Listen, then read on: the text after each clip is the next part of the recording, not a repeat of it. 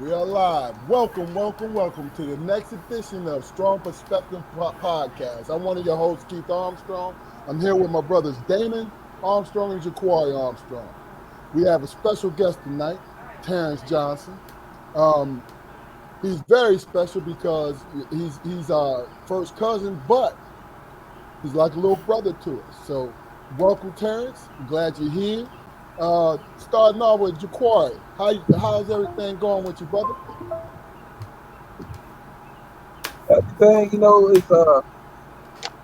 everything is slowly starting to come back to normal now. We had a recent tragedy in the family, and I don't know if it would be appropriate to acknowledge it or not. You know, because my wife drove to Michigan, and she was there to see our first Kindle home. It was an emotionally draining thing for me, man, because over the last handful of years, we've been losing a lot of our family members. Seriously. Other than that, man, I only had to work, one, 2 days. So yeah, everything is good. No complaint. I'm here Okay, right now. I'm mobile, so you guys please excuse any interruptions that may occur. Appreciate it. okay, okay. Damon, what's going on, brother? How are What's, you? what's going on, bro? Brothers, everything is good, man. I'm blessed this way. Just trying to maintain, keep things together, and enjoy life. That's about the extent of it, man. You know what I'm saying? Okay. Baba Lucy Mangani. Yes, Baba sir. Lucia. I don't know what that means.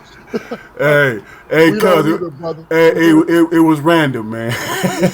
Robert Luther Duty, that's the Tuda Over Makata. there. Over Look, look, there. look, look. Our father used to tell us that throughout our whole childhood, man. Never told us what it meant, but Wow. he said it though. Oh, I know where it came from, but we're Yeah, gonna keep okay. that separate. Yeah. All right. Cool. Yo, I All was right, just, Terrence. Uh, but uh, real quick, I was just telling my wife that I didn't know my father's birthday, not because of ignorance, because he just wouldn't tell me. hey, I look. don't know. I signed up with Armstrong. I don't know when the hell his birthday is. First of all, I had to ask our mother when his birthday was. Yeah, I did because he never volunteered. He said it don't matter. That's what he used to say. yeah. You know what I mean? But it was in September, so you know I He felt finally privileged. qualified. Yeah. But look, let's get to our brother Terrance. Terrance Johnson, how you doing, brother? How's your day so far? I'm doing well. My day has been good, man. I got an opportunity, have a half day at work. The kids are end of the school year. So we kind of had the incoming ninth graders have a hybrid schedule with the high schoolers. Um, so that was pretty cool. They got out about 11 o'clock. Okay. Got an opportunity to go pick up my boys from school because they all had half days down here in Ypsilanti. So besides that, man, I'm just kind of relaxing, enjoying the fellowship with my brothers here, and looking forward to the carnival. Okay. Okay. Well, what we'll do is we'll start with this, Terrence. Tell our audience about yourself and whatever you want to volunteer. You can deep dive or you can just skirt on it because we'll get to it eventually. Fair enough. Um, I'm family. I say there's a lot of strong genes in the family. There's a lot of uh, strong personalities that I'm very thankful, blessed that God has blessed me with such leadership within my family on my mom's and my father's side. But Ypsilanti kid, native Ypsilanti. Uh, love the area. Be honest with you, there's times there are areas that I kind of loathe being here because of the stupidity that some of our community still finds themselves in. No doubt. But No doubt. everybody's got their own process. But moved to Ann Arbor back in '89 with my family, and Ann Arbor Pioneer grad 1998. Kind of fun times in Ann Arbor, I would say, from the '89 to '98. There was a lot going on with the university, but It was a good time to be a high school or middle school kid at that time, man. It was, second oldest to six, and uh, just trying to live for God, and at this point, teach these young men how to be well-rounded, productive men in society and lead their families, man. That's about what I'm doing right Okay.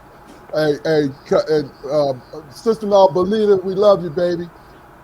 Acknowledging everybody on the comments. Cousin Stacy, he says, "Boo Pioneer." So, now. Terrance, that's for you, brother. Hey, guess what? I'm a love you anyway, but dog, don't want to mess with my squad 98 who have Look, ran y'all down. look, Simple as look, that. look. Your cousin Oh, oh, oh, Javon. wait, oh, hold Oh, on oh, now. hold on. Your cousin If he wasn't like Javon. he was when Hold y'all was on, playing, Terrence. bro. Hold on. We got another fellow pioneer. Your cousin Jafan is on here, and she's shouting you out too. Now, what was that craziness you just said, brother? Hey, back when y'all were in y'all heyday, Ipsy had some ballers, but Okay, because of maturation of the okay. community, I, Ipsy in the 90s turned into straight hot garbage. Sorry to say, it is what it is. Right. all All right. right. Well, look. Why don't we do this? Moving on. Yes, How, sir. Yes, sir. when it comes to where are you? How many siblings do you have, and where you are in the birthing order? I'm the second oldest. My mom and my dad, I have half siblings and step siblings, but I'm the second oldest. Man, I can't even count. So I'm gonna start with my step siblings. I have Patrick, uh, Earl, Corey, and Nicole Lemon are my step siblings. My half siblings are Patrick and Jasmine Lemons. I have Michael, Rachel, Jessica, and my older brother Lawrence. So I come in second of that whole litter of Okay. kids of my mom and my dad, my step. Okay. Okay. Now, can you give us an idea of what it was to be second in command and all of that? As we were discussing in a production meeting, before broadcast, it's being the second oldest is I'm not gonna lie, I default to my older brother in a lot of decision making. Um, because of the mantle of how God has taught me through Scripture. You look at the blessing of a second oldest male that does not give, or I mean the blessing of the first male in the family, I should say. That double blessing is not given to the firstborn female, but it's only given to the firstborn male. So there's a lot of authority in leadership that I default to with my older brother, and a lot of things pertaining to, especially with mom and my dad, their health as they get older. Just want to make sure he's wrapped in because he's out of state, but that put me in a place where I felt like I definitely had to find my voice. I mean, we discussed that before this meeting. Um, Finding my voice as the second oldest and finding my voice in itself within our family as God has given me and instructed me in my life at this point in my time. It does give me a lot of responsibility because of where you're positioning in within your family. But man, as you get older, you just try to be a support and love on your siblings as much as possible as we're raising children of our own. So it's a blessing, man, because I come from such a large family in itself. I got you. Okay. Okay. As far as we spoke about what you're doing now, your outreach and everything, why don't you give our audience a little background as far as that's concerned, and why Well, you wanted to get into it. um, growing up in Ypsilanti in the 80s, 70s, I made it by 1 year. Awesome.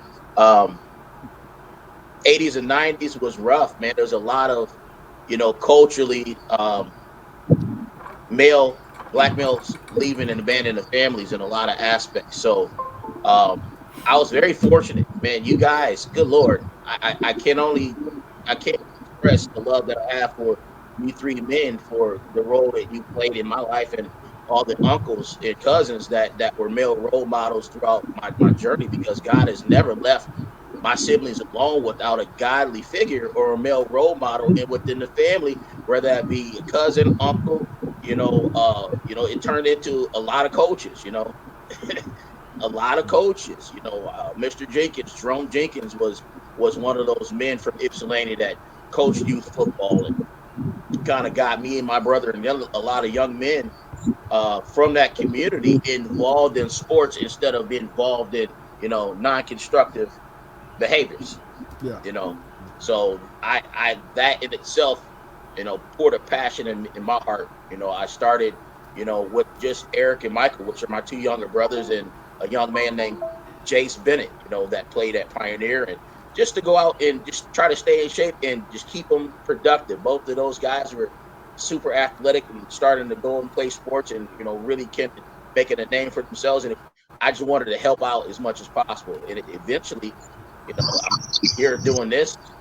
Wow, this is what now I think almost, well, it's about 20 years now. Okay. About 20 years of coaching high school football in the state of Michigan, and it's been a ministry. It's not been. I can't. I'm gonna tell you flat out. I tell my head coach to his face, I love him. He's a good man. Coaching has been a long life ministry for me, and I've been blessed to have an opportunity to be hired on at the high school to develop.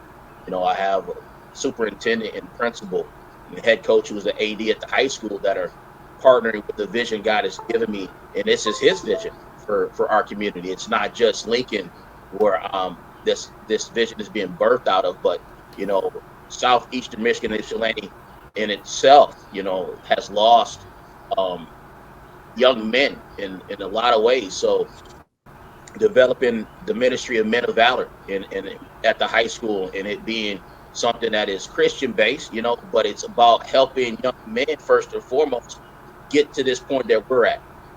We're not all perfect. We're not judging their walk. We're just here to partner. Look at all the destruction and everything that's going on from Buffalo, Sandy Hook, Colorado, now to Texas. At some point, we have lost, the understanding as a nation of the role of men and the men within the community and then within their own families, helping productive young men grow up to be men of valor. So I take that very seriously as to what God is calling me to do at this point in time in my life. Okay. Okay. Well, let me just. I'm coming back to you, Terrance. But Jaquari, what I wanted you to do, if you can, when we were doing our production meeting yesterday, you mentioned something about the actual number calculated with the lives lost in both Texas and Buffalo. Can you elaborate on that again, if you remember? But yeah, it was an exaggeration because I haven't, I haven't looked closely to the actual numbers or whatever, but it was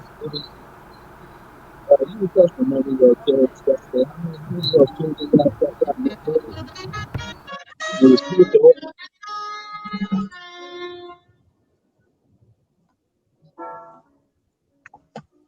Can you hear me, Jaquari? Yeah, Okay, go ahead. Try that again. yeah, two. It was two adults, and how many children were murdered? Was it 18 guys? 18. Now, all that, I think it was 18 in total. Yeah. yeah, all that future potential 18 in in total. Texas that was taken away. I mean, people who were gunned down in Buffalo. I mean, that they were weaponized, old people in their 60s and 70s, man. Just trying to, scrape together some grocery money, man. They were on fixed incomes, in the first place, right? So just for them going to the grocery store and the gas pump is already taking a bite out of them, man. Okay. But I'm going through a time, so I might. Okay. It's Well, all look, it's already a rough situation for them in the first place because, like I said, they don't know whether to buy medicine or food. And then you got this jackass who ironically wants to come the day before he shoots all of these older people, right?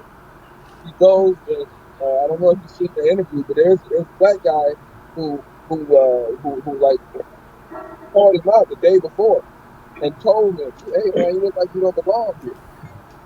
So they started talking, back and forth, going over, all kind of whatever subjects or whatever. But before the shooter left, he hugged the guy. But he Okay. came back the very next day and ruined countless lives, man. Seriously. Okay. Well, now I'm not, because it was some interference, but did you? Yeah. I wanted you to. You didn't have to be exact with the number of years that was lost, but that was very impactful, that in which you shared with us, and that's what I was really aiming at. You know what I mean? It doesn't have to be accurate, but the thing about it is, when you said it, I was like, that's incredible to even think about, but it's so true. How many years and generational years was lost in both those incidents?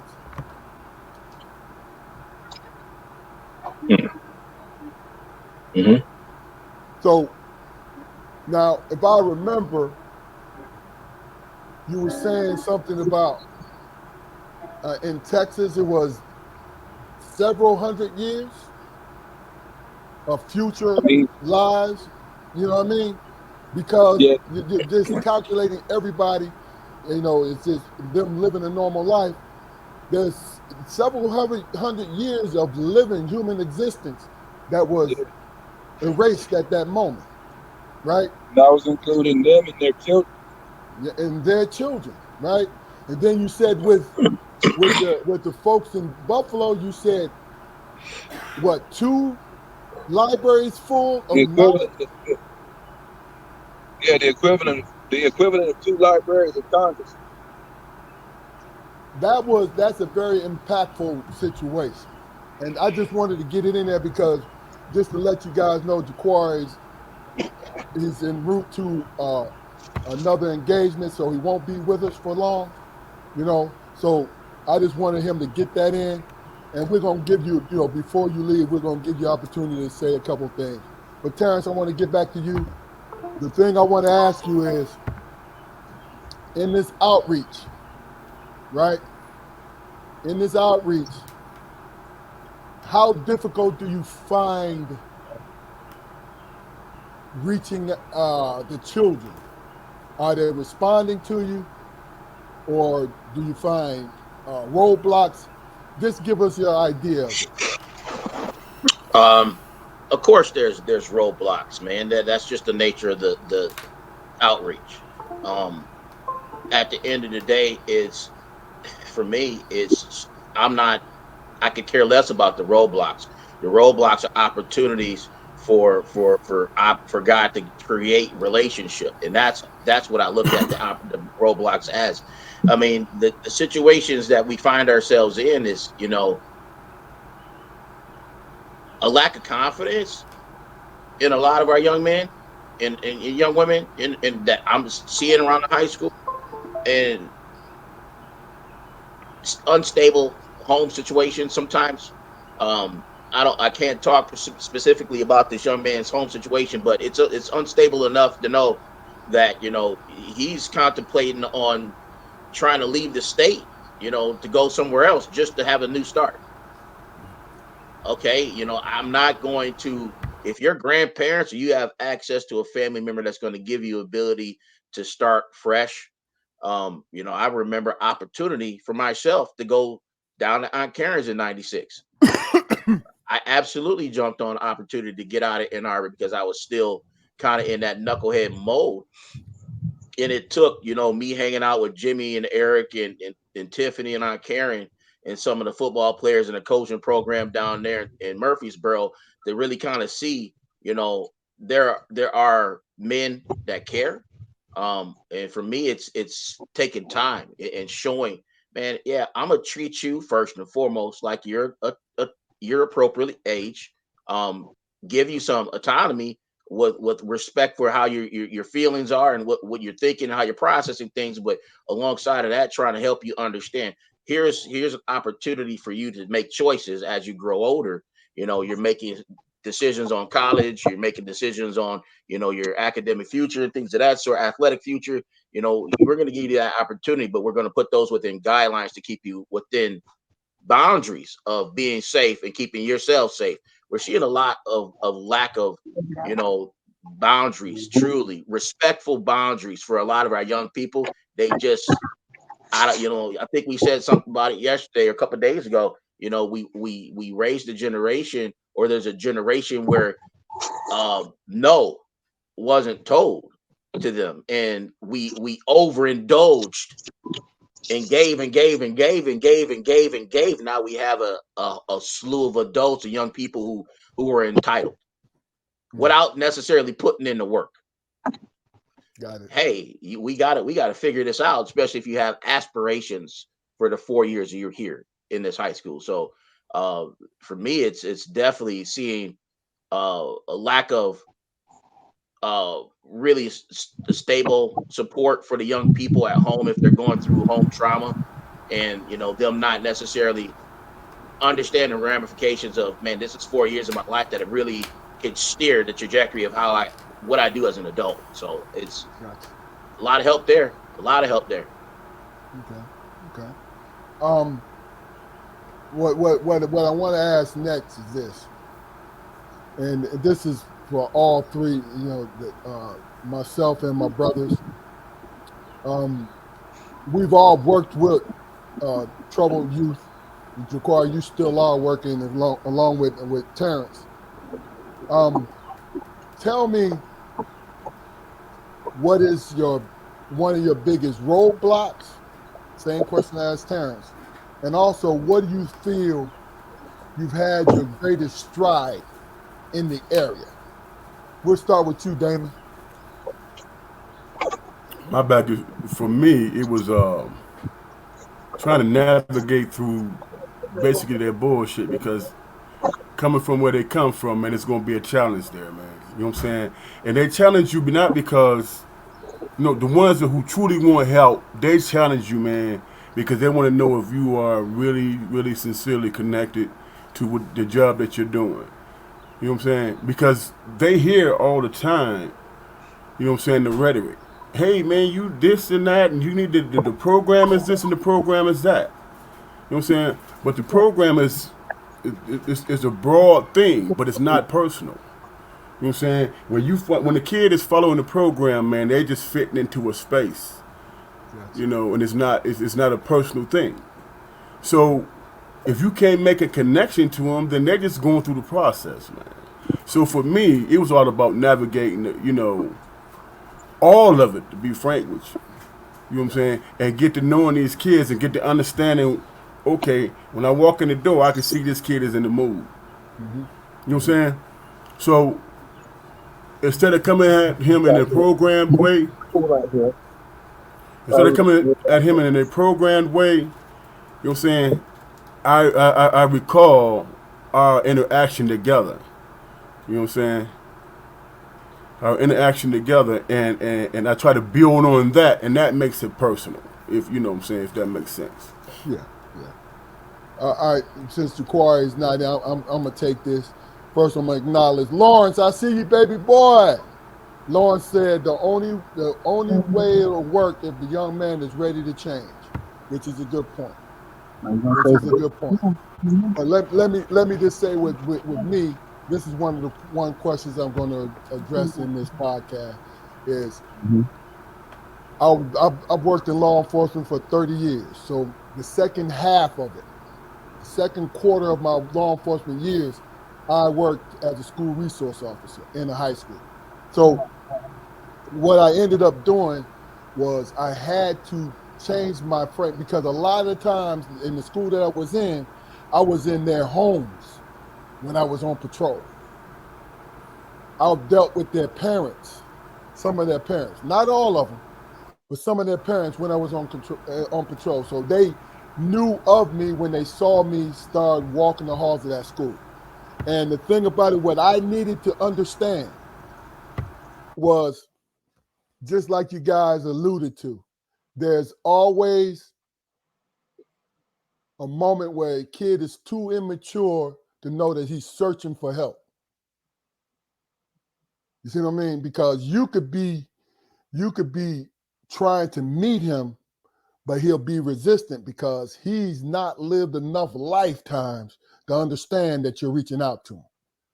So what is the excuse you require, Terrance? Oh, you don't know. You don't know my life. You don't this, right? And yesterday I told you guys, I don't like giving my resume. I don't like giving it. Understand, look in my eyes, look in my face and say, and let me say to you, hey, what I want you to do is understand that somebody cares about you. See what I'm saying? It's saying that I'm having issues. You're good, man. We hear you. We hear you. Can you hear us? But the Yeah. thing about it is, what I make sure to do is what I made sure to do, and I had to change, guys, to be honest with you. I had to change because I'm coming off patrol and I every day on patrol and in law enforcement, you see, and this is a slight exaggeration, but the worst in people because you are the Band-Aid, not the cure. You're the Band-Aid when you go to people's homes. They want your help. So you do the best that you can. The children, you see the children there. You do the best you can for them, right? But on patrol is a temporary stop. But then I had to realize that I was in a more permanent spot when I was in the high school as a school resource officer. I was in a more permanent spot because I was there every day. I was stationary. And we talked about it last night. Giving a kind word, saying hello is it's attached to a kind word. Yes. And that's real. So when we get caught up on, because really and truly, Terrance, I'm gonna tell you, you have taken on a very and I understand you feel you got God on your side, and that's more than enough, right? But understand the human part of you needs to understand that it is a mountain that you're climbing. And the only thing you need to concentrate on, and this is my little advice, now that I'm retired, you know what I'm saying, is this: take one step at a time. One Yes. step. Is it? Yeah, I mean, You know but what I mean? to answer your question that you were asking, you proposed there, it's two things. Like my brother commented in, the young person has to be receptive. Yeah. If you're not receptive to hear, I'm not going to waste my breath.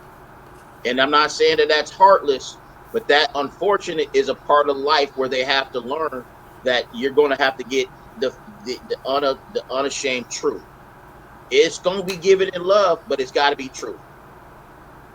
If you are ready to hear, then it's taking time to build relationships. Like we talked yesterday, I go around calling these young brothers and sisters kings and queens because that's who they are, made in God's Yeah. image.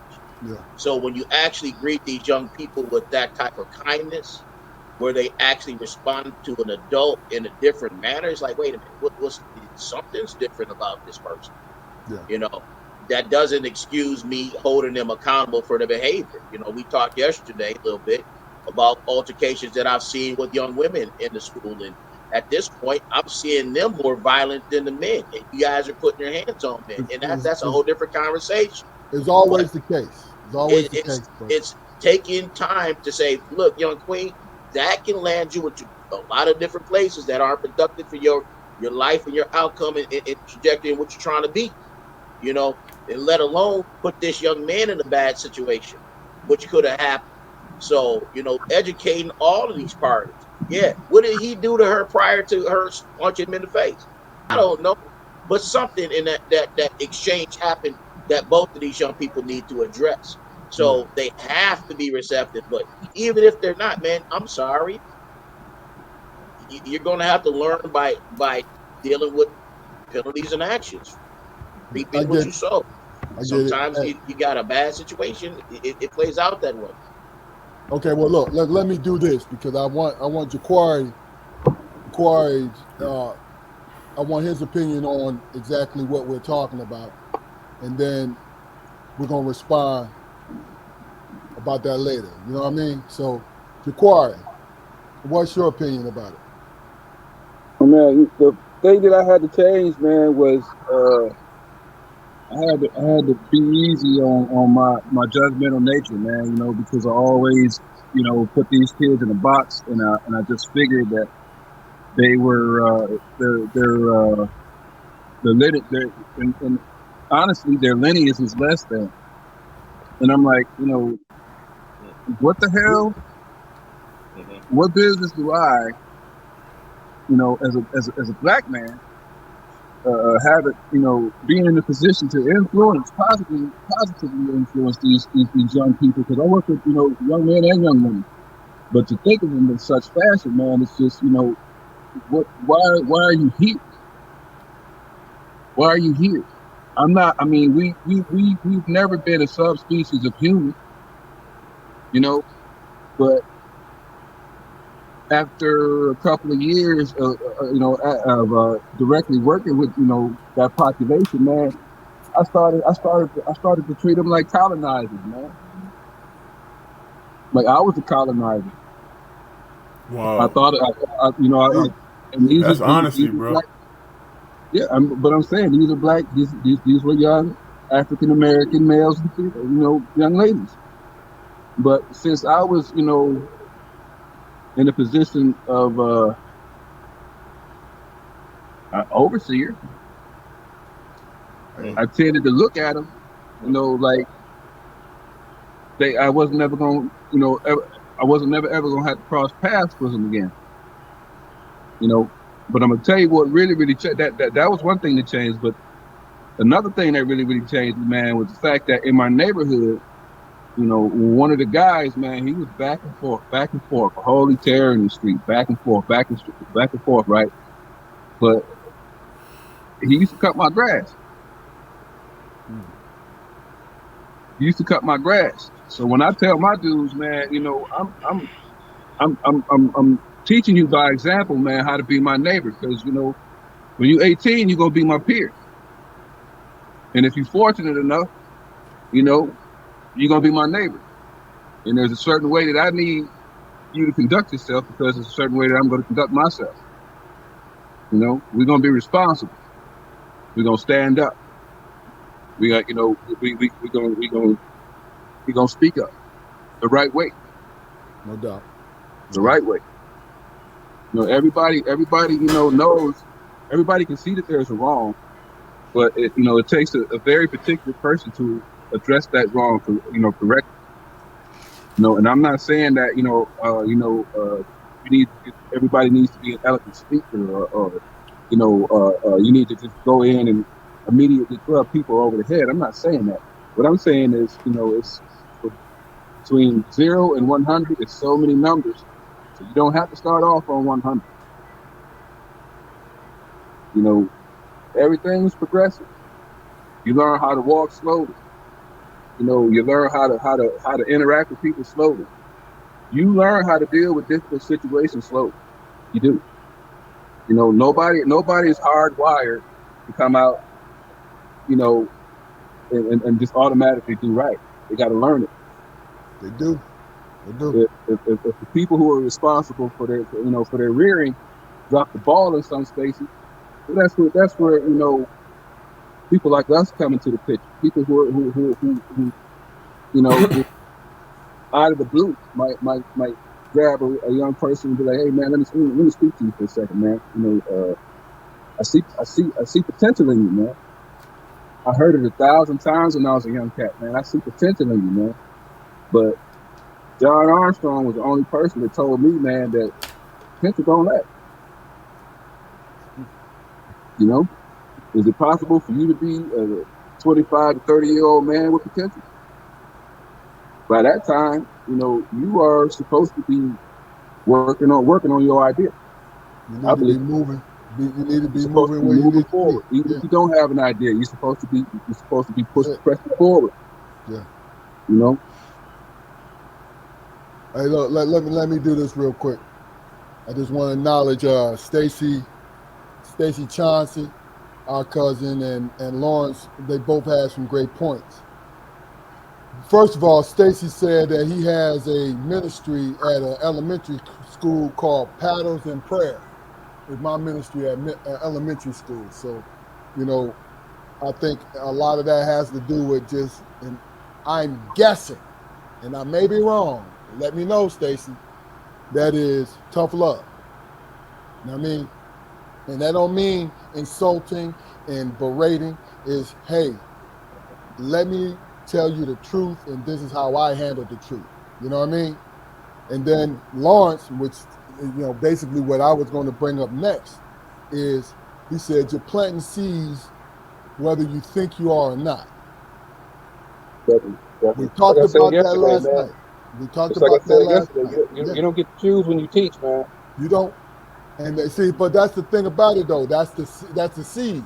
Now, when somebody sow, that's not planned either. Yeah. Yeah, Yeah. I got the role, gentlemen.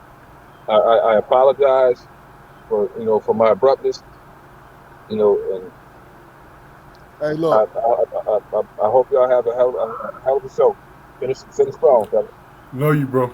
Love you. Love y'all too, man. All right, Peace. brother. Peace. All right. But, you know, as I said, so let me ask you two guys, and, you know, let's pretend that this is a perfect world, and this is all speculation. Is this your opinion? If you were able to have one thing to affect and contribute to your goals when it comes to our young people, what would it be? Now I can go first and give y'all time to think about it, because Yeah, you go first, man. this is something that I've always contemplated. So really and truly, as I told you last night, and it's my belief, when people do bad, when they do bad, wrong, when they wrong other people, I'm not talking about a reflex action towards each other, but actually, rob, steal, whatever, right? It's the easy way out. Now, I'm not oversimplifying it. What I'm saying to you is, it is harder to do the right thing than the wrong thing, right? So, what I want to do, what I think, there's a couple things that I can touch, but I think one of the main things is this: community, mutual cooperation. Because if you ever look at, when we're around our boys, if we're talking freely and all this, we're always, and we talked about it last night, we're always suspicious of each other. We always see the bad in each other, right? And there's no cooperation unless it's a bad thing. When I say a bad thing, gang involvement, drug involvement, things that goes against human nature. You get cooperation with that. And as I said earlier, that's the easy path. You know what I'm saying? Because you gotta think about it. You were born at the end of it, Terrance, but we were born and we lived through the drug era, where they made movies about marijuana, Terrance. And those movies was blockbusters, Cheech and Chong's and whatever, right? They were blockbusters, right? Then, all of a sudden, the harder drugs, there was always prevalence, right? Now all of a sudden, someone said, oh, this is wrong. Now I can say it's because the white community was affected. But when it affected our community, and this is my own personal opinion, it has nothing to do with you guys. When our community was affected, it was ignored. Keep it down there, right?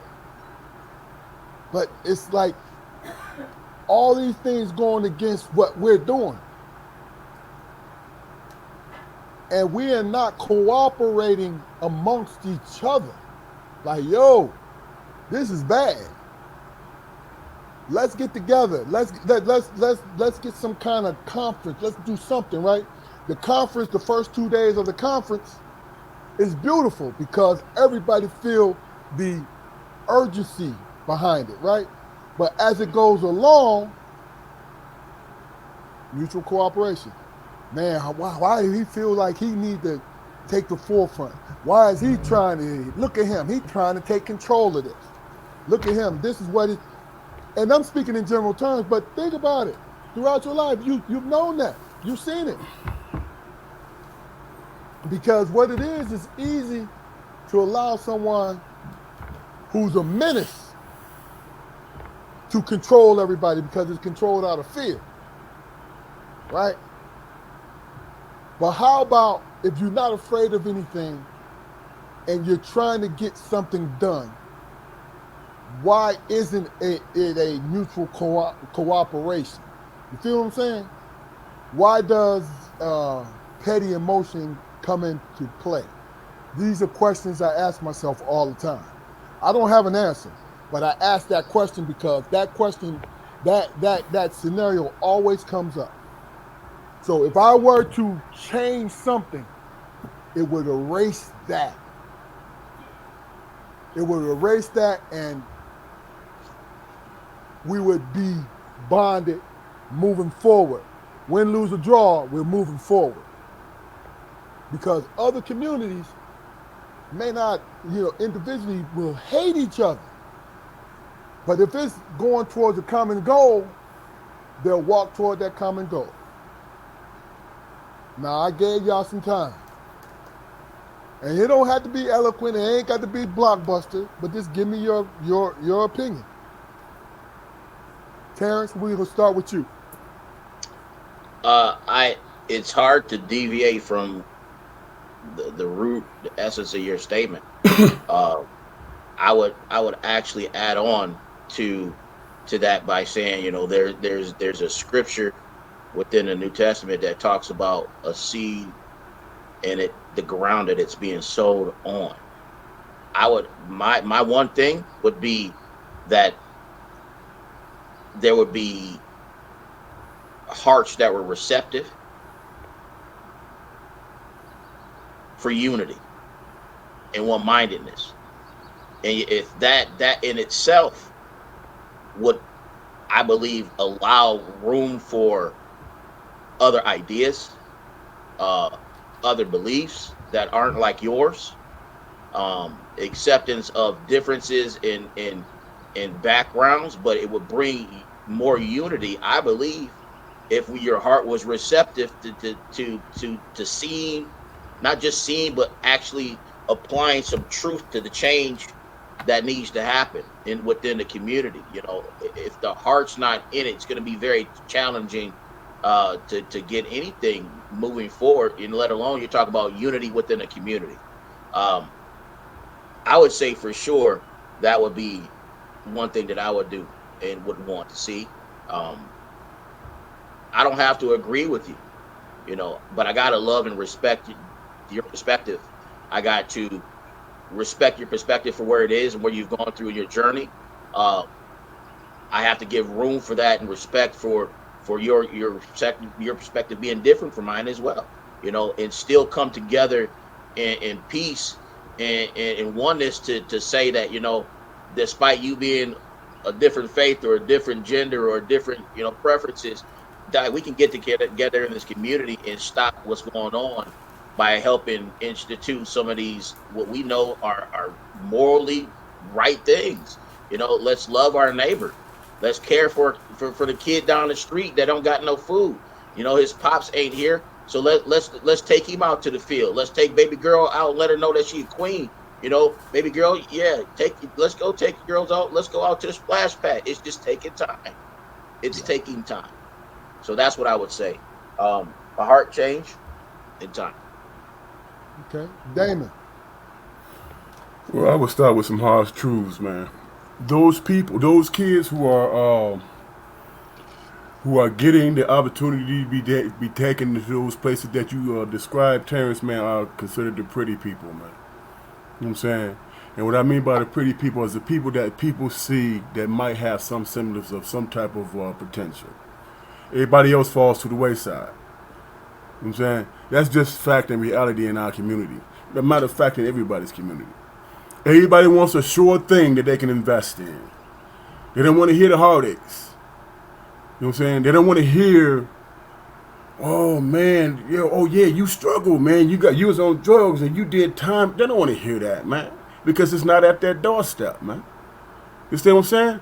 You hear clowns, put it that way. You hear clowns talking about charge you to the game. That's the worst phrase I ever heard in my damn life, man. You understand what I'm saying? Because guess what? Those same people who puff out their chest, who said what they chest, charge it to the game, when it happened to their son and daughter, they want to rally the troops and shit. Man, y'all know what happened to my daughter. Ain't nobody gonna say nothing. You understand what I'm saying? They desensitized towards the whole process, man, the whole matter. So what we have to do, in my estimation, is be honest, man. If it's happening to your neighbor's daughter, that is too close for comfort. So you have to be on your shit to make sure that you say, okay, you know what, that's too close. I have to be involved in that situation because it's almost at my doorstep. You know what I'm saying? I have to be involved in that. And that's just the reality of it. People do not give a shit unless it comes to their doorstep. It's just like Cheney, Dick Cheney, vice president. He didn't give a damn about the gays until he found out his daughter was. You know what I'm saying? Until he found out his daughter was. Then all of a sudden he had compassion for the next person. You know what I'm saying? Before that, his mentality was, you just went down the wrong road, or you made the wrong choices. You understand what I'm saying? Everybody, on every level, people make wrong choices. You understand what I'm saying? But that is an opportunity for them to be better people. How do you learn? You learn from your mistakes, man. You do. You understand what I'm saying? You learn from your mistakes. So for me, it's like, dude, I can't convince you to have compassion and empathy. I can't do that. You know what I'm saying?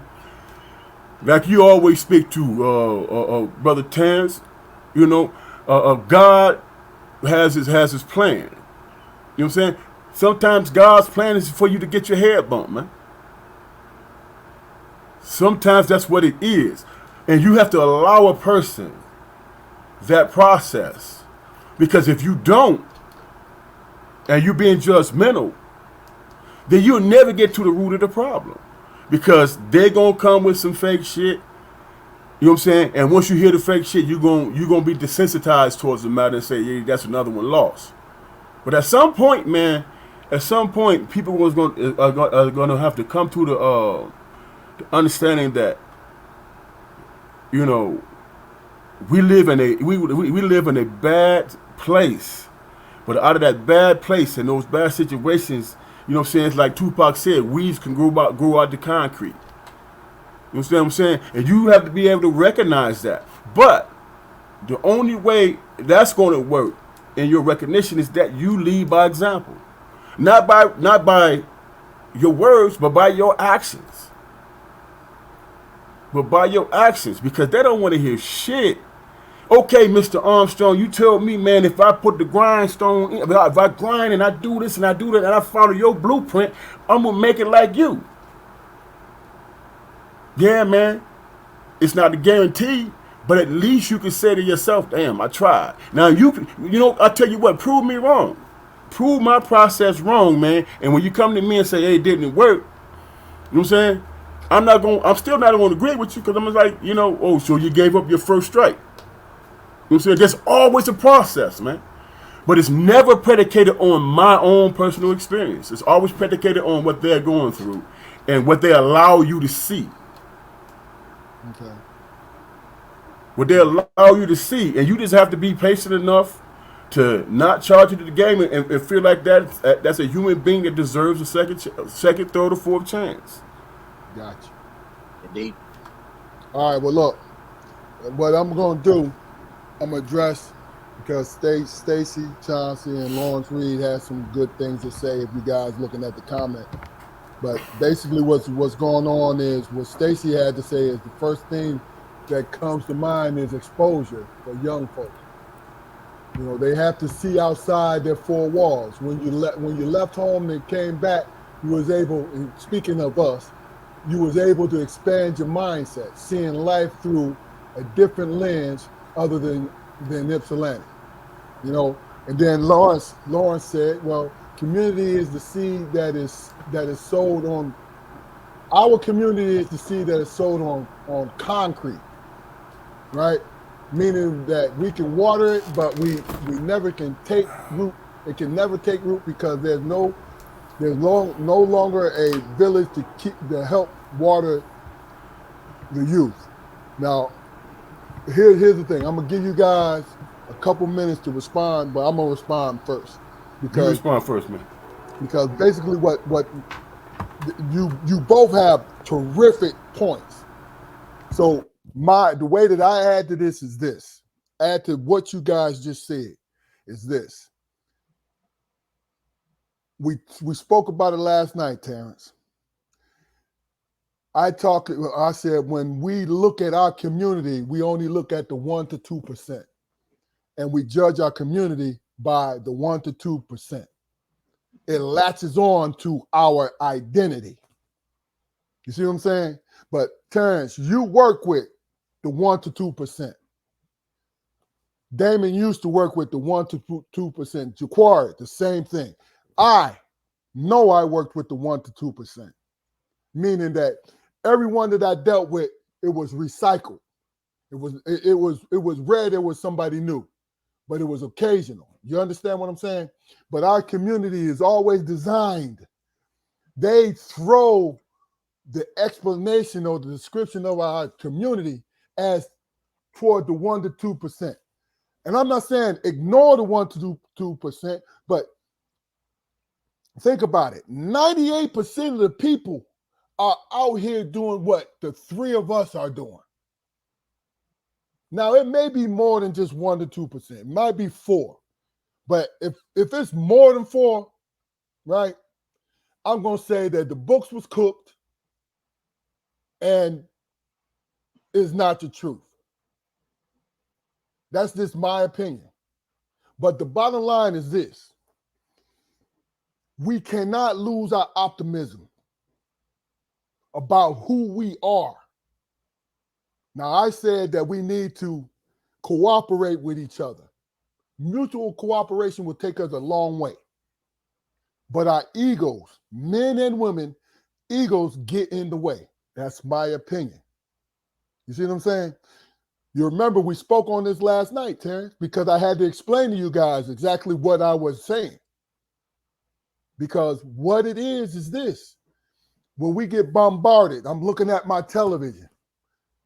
You know, we get bombarded by YouTube, national TV news and movies and all of these things that attempt to define who we are as a community. Things become blurred. Things become either or, because the truth becomes fantasy. Oh, it's no good, black folks. You know what I'm saying? It's no good, black folks. Oh, no. Oh, man. Every black community is a bad community. What did I say last night? I said to you guys that there's only 1 to 2 streets in bad neighborhoods that you don't go down because they're free markets for whatever, right? But the whole neighborhood is defined by those 1 to 2 streets. It is what it is, man. But our mindset as individuals, as people, you have to hold fast to what you see instead of what you hear. I'm going to repeat that to you. You have to hold fast to believe in what you see instead of what you hear. Because you're going to hear people say, oh, it's a conspiracy theory. It's conspiracy that these folks is, you know, the man is doing this to our community and the man is doing that to our community, right? But really and truly, if they are, we're making it easy for them. I was talking to a pastor, and I'm going to let you guys respond. I was talking to a pastor, right? He said to me, he called me Mr. Armstrong. He said, Mr. Armstrong, do you not understand that if you believe in God and the devil, many times we make the devil's job easy as pie? I said, well, what do you mean, sir? He said, because the things that we layer onto a situation, he don't have to do no work. All he has to do is plant the seed. I'm going to say that again. Plant the seed. Because what I believe in, and y'all heard me last night, and I'm going to say it today, and I've said it on other broadcasts. I've always said what I do is plant the seeds. Because God is sending somebody else to sow those seeds in those people. So, Damon, I'm going to let you go because you're going to be, after Terrance is done, you're going to give us our powerful 5 minutes.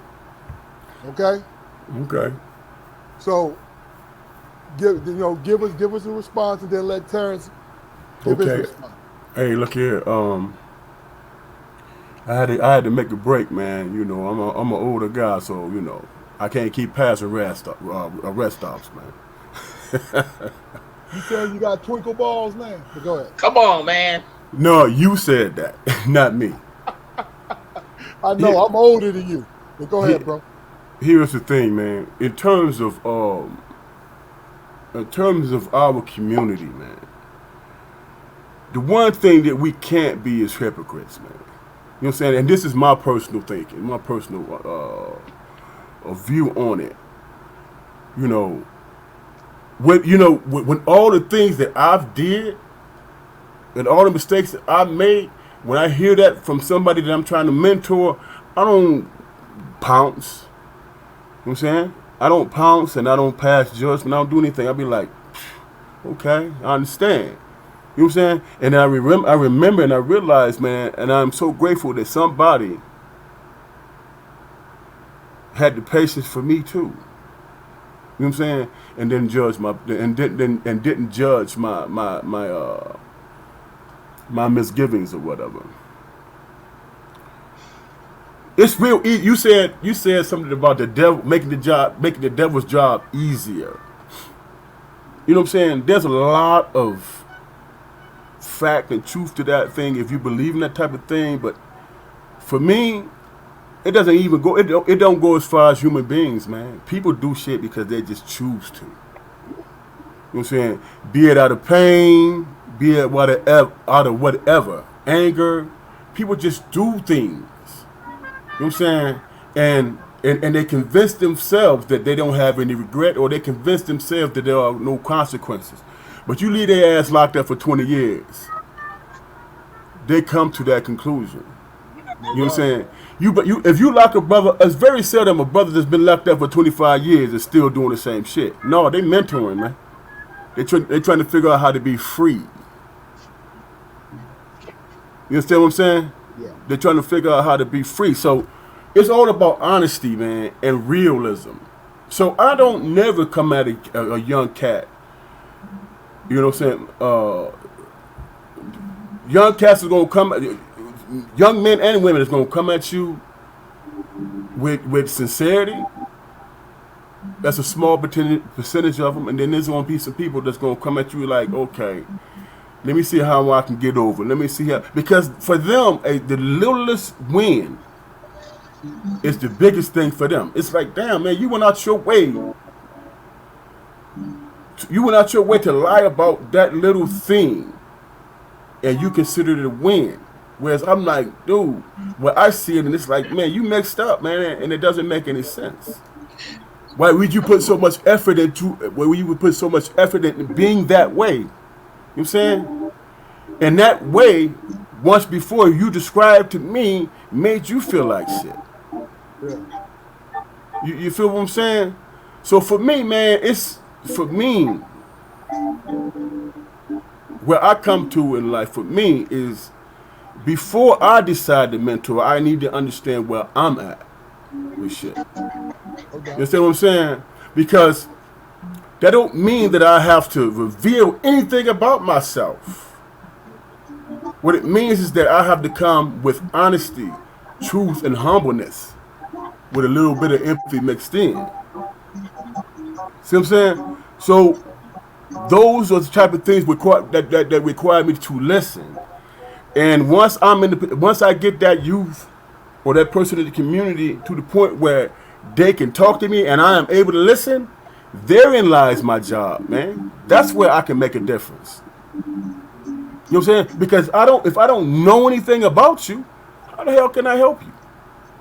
No doubt. If you're not willing to trust me with anything, you know what I'm saying? How can I be support? I'm not. I'm just part of the system. And this country that we live in, they spend billions of dollars a year on that psychological warfare, man, to keep people where they at. To fit in the claw. Billions of dollars. You know what I'm saying? So you gotta deal with that space where they can't infiltrate, man, and that's truth between two human beings. You know what I'm saying? They can't infiltrate that. That communication, that empathy, that love, and all of that. They can't infiltrate that.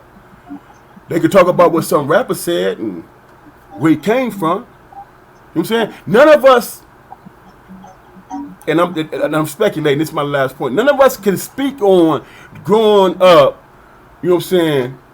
Well, only a few of us speak on, hey man, I ain't had nobody that gave a shit about me, so I had to get out there in the streets and hustle. Is that really true?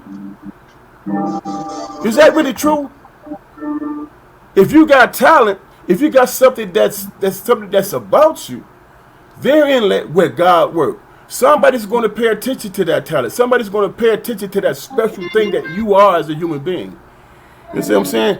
You just have to be able to recognize it. And therein lies where you work. No doubt. As a mentor, therein lies where, you know what I'm saying, where you try to make a difference. And it's not going to work all the time. But, you know what I'm saying, sometimes when it don't work, it's when the real seed is being planted.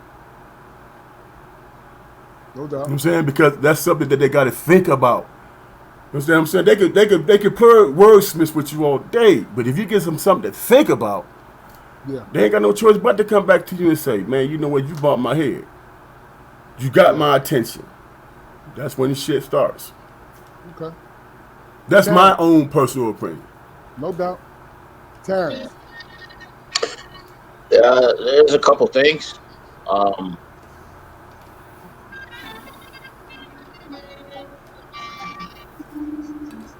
First off, I agree with both your points. The realization that self-will and making decisions and choices have to come into be a major factor in what we're talking about, because no young person, no adult who is not willing to hear or willing to change, willing to look at self, willing to evaluate one's actions are a prime candidate in my mind for effectual change. That doesn't mean that we don't try, because at the end of the day, like you said, we're all Johnny Appleseed out here.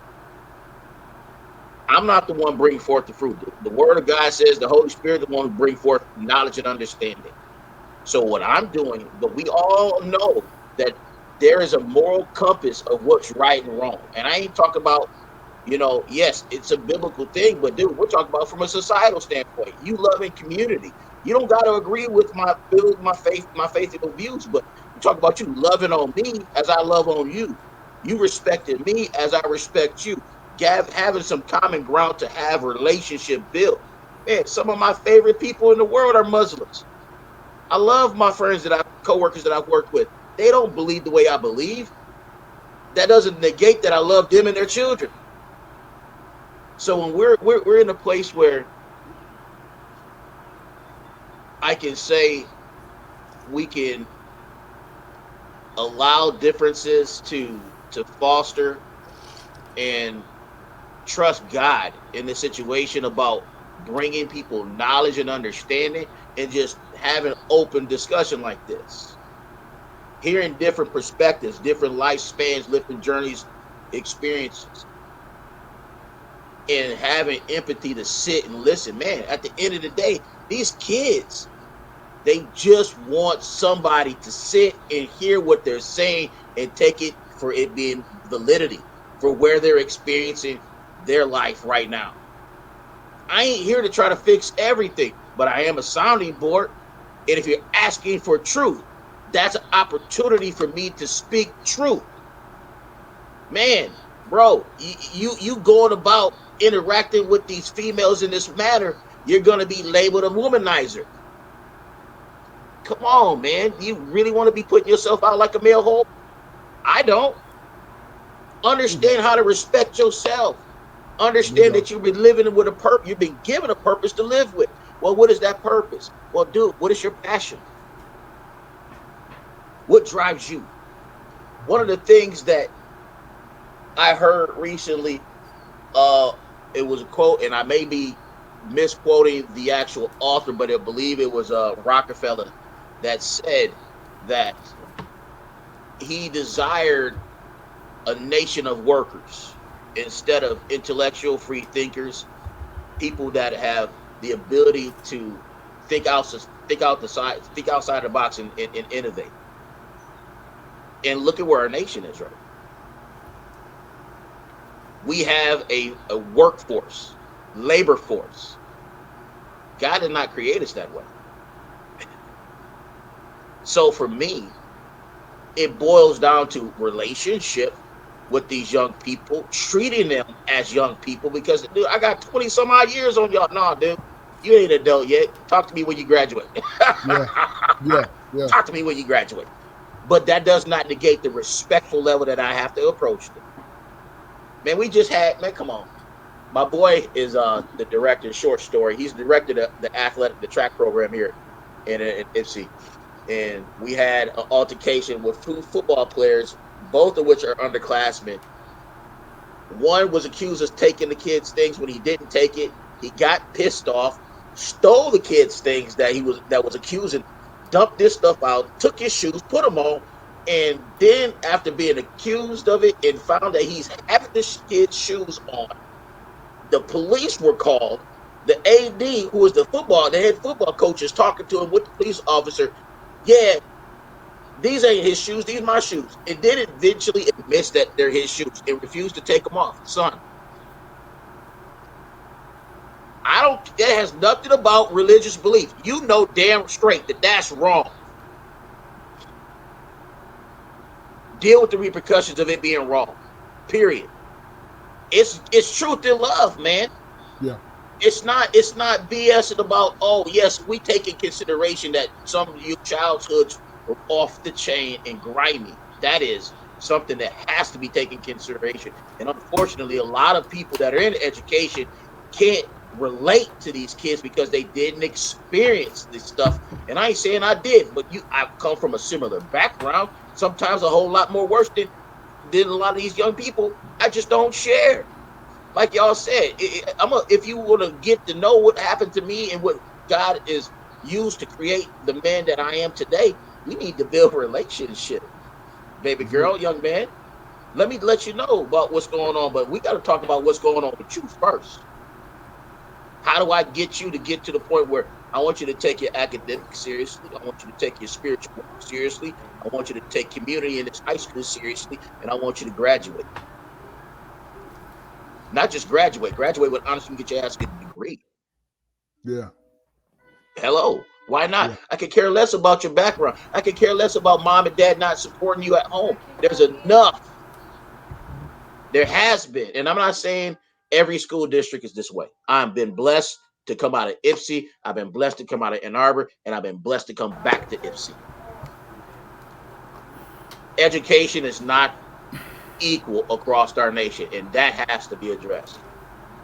But That's true. those men and women that are there, regardless of the inequalities, the heart to serve, the heart to instruct and hear and listen, it's always been there. That has been the foundation of our community and family. I'm a product of it. You too. Jaquari just jumped off. 3, stop it. So there isn't an excuse like Fluke was saying. Is there an excuse for your behavior for you to continue to do what you're doing? You're making choices now. You're making active choices.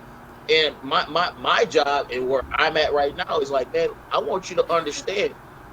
I'm gonna give you the autonomy to make this choice, good or bad, but I'm gonna give you the what can happen on either end. Yeah. Yeah.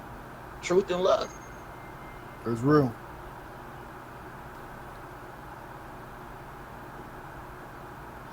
I mean, look, let me just do this because I want to give Damon his 5 minutes.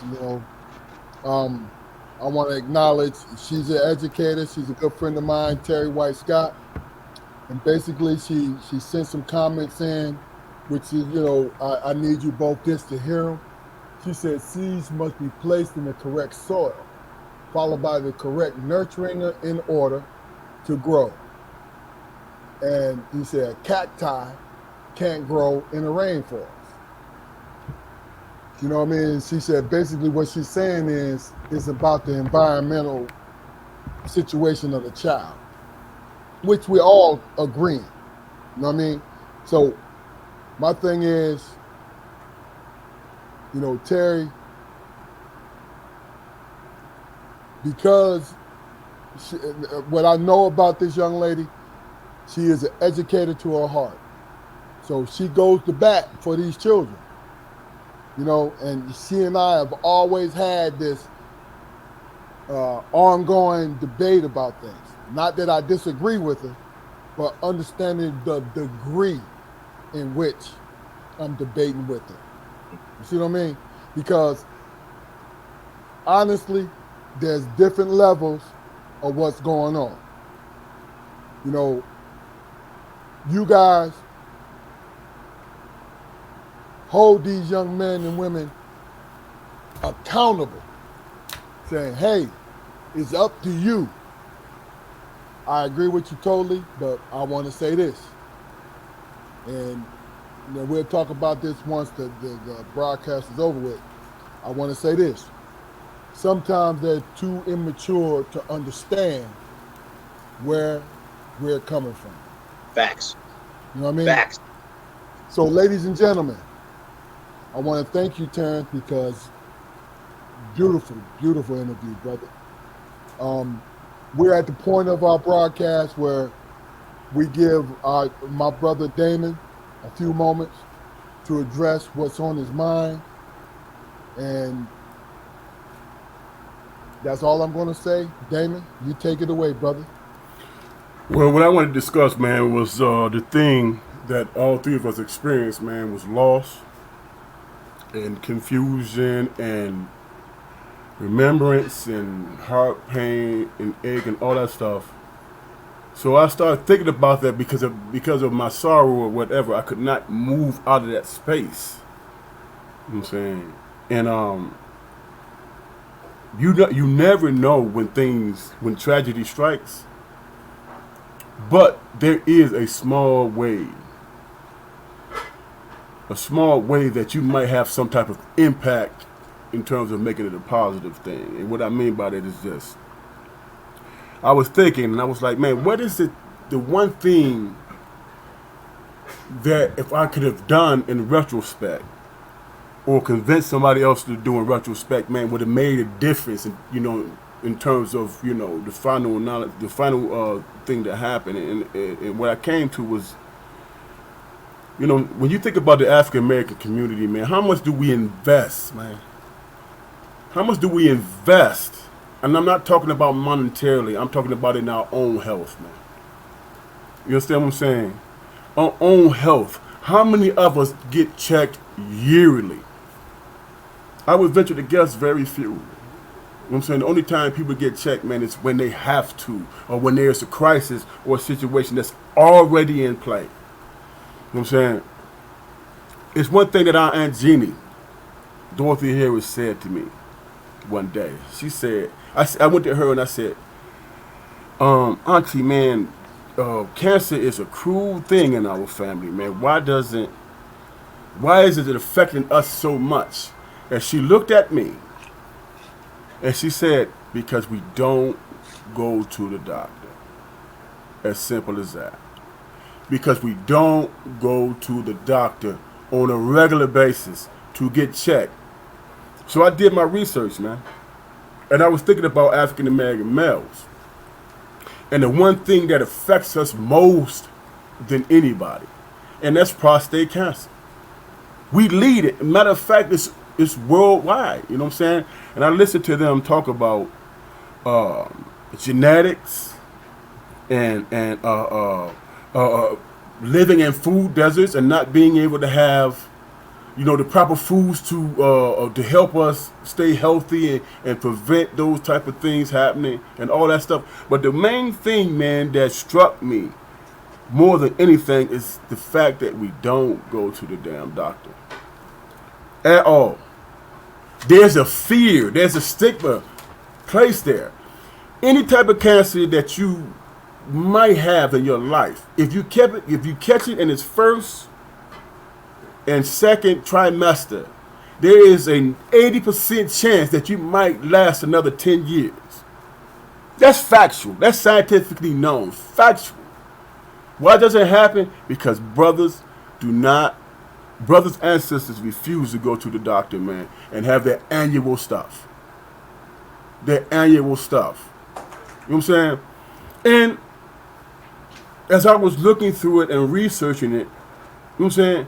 When I said that 80%, that's 8 common cancers that can be managed within the first trimester. You see what I'm saying? And we know our bodies.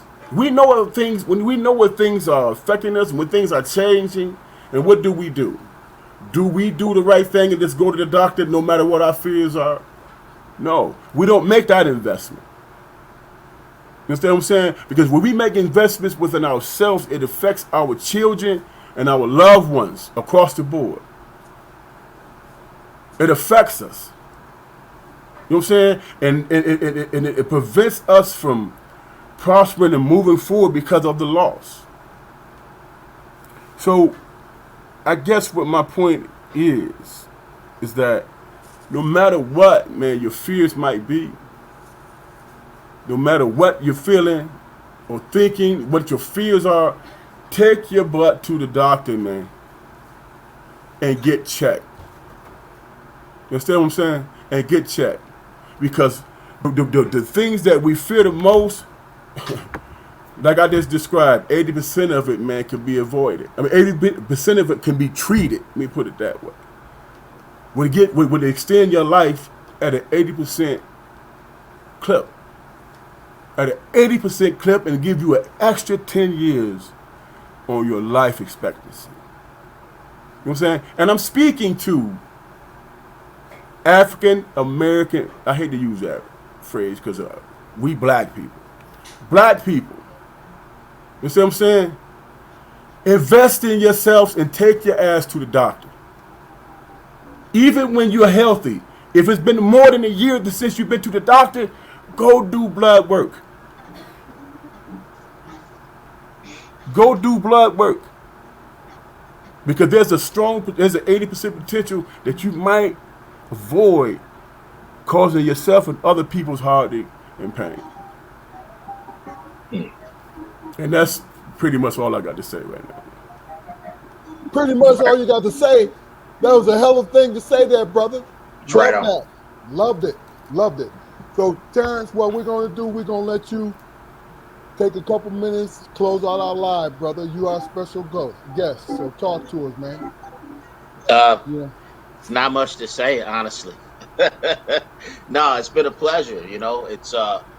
It's something that's very passionate on my heart. It has been since my younger brothers walked into high school. Men and our proper roles in our society, first and foremost within our family. Um, and it brings joy to my heart that I have you older cousins to look up to and have along this journey, man. It has definitely been a blessing. Um, Looking forward to joining and chop it up on the next one. Come on, what's good? No doubt. What's Hey, good? look, reoccurring, baby. You come back anytime you want to come back. That's real. Will do. Will do. Will Damon, do. you got any last words, Damon? Last words, man.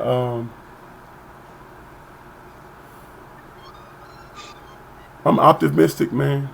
I'm looking forward to what you used to say to me all the time. I'm excited about the possibilities. You know what I'm saying?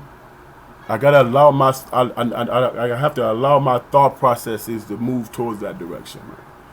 Look, And I'm not going to deviate from that. you on your way of finding your voice, man. We talk about it all the time. You finding your voice, and man, you well on your way. Appreciate that, bro. No doubt. Basically, the thing I gotta say is, look, our YouTube channel is Strong Perspective Broadcast. Like, share, and subscribe, baby, and share our shit. That's real. You know what I mean? I'm trying to be funny right now, but that's real because Right. every guest that we have on here and everything that we talk about is relatable to everyone because we're having personal conversations. Terrance, thank you, brother. Thank you very much, man. Love you. You know what I Love you mean? too. And look, Love stay you, on, love you, bro. Hey, stay on, Terrance, because we just gonna end this live, brother. But hey, Facebook, YouTube, we coming back at you tomorrow. I said tomorrow. Next week at 7:30, You ready we're to gonna go, be bro? on again, baby. Let's go. Look, you see how excited I am, right? You ready to go? Like he just stepped off the day court. I'm ready to go Yeah. another 4. Let's go. All right. Love y'all. Love you.